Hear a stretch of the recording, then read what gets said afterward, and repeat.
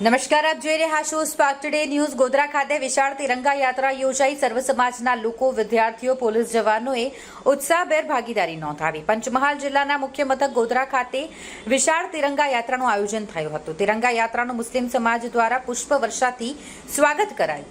તિરંગા યાત્રા દરમિયાન સમગ્ર ગોધરા શહેરમાં ભક્તિમય માહોલ જોવા મળ્યો હતો। દેશભક્તિનો અહીં માહોલ જોવાયો। આ તિરંગા યાત્રા રેલી પોલીસ હેડક્વાર્ટરથી શરૂ થઈને ગોધરાના વિવિધ માર્ગો પરથી પસાર થઈ રામસાગર તળાવ સુધી 5 કિલોમીટરના અંતરમાં યોજાઈ હતી।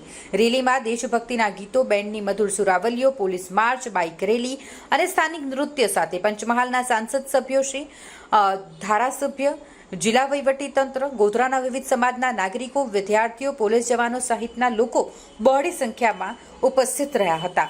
આજે પંચમહાલ જિલ્લાના પાટનગર ગોધરા શહેરમાં જિલ્લા વહીવટી તંત્ર અને પ્રશાસન તરફથી મોટી સંખ્યામાં તિરંગા યાત્રાનું આયોજન કરવામાં આવેલું।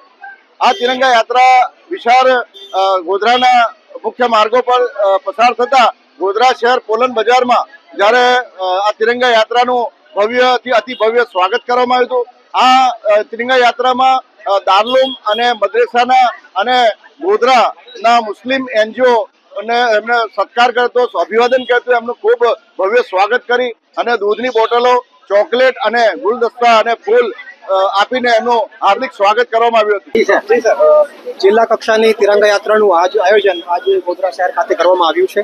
આ વિશાળ તિરંગા યાત્રા પોલીસ હેડક્વાર્ટરથી ચાલુ થઈને એનું સમાપન હાલ રામસાગર તળાવ ખાતે થઈ રહ્યું છે।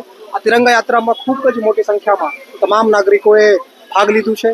ખૂબ જ હર્ષ અને આનંદ સાથે અને રાષ્ટ્રીય ધ્વજના હાથમાં લઈને એ યાત્રા સમાપન થાય છે। હું તમામ નાગરિકોનું આભાર વ્યક્ત કરું છું અને એ જ રાતે એક સાથે મળીને આપણે કર્તવ્ય પથ ઉપર પણ અને વિકાસના પથ ઉપર પણ આપણે બધા જ સાથે મળીને ચલીએ એવી હું પ્રાર્થના કરું છું, અપેક્ષા કરું છું।